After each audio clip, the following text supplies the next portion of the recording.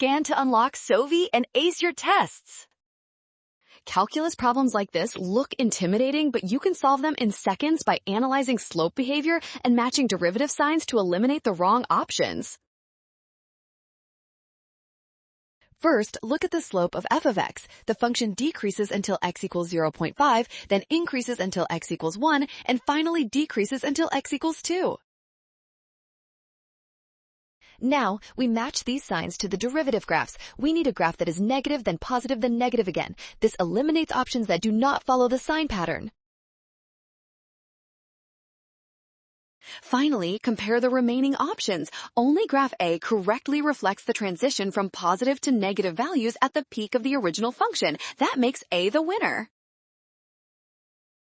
Nailed it! Scan the code. You can learn better with SOVI. Don't mix up f and f prime. Always verify the slope and check critical points.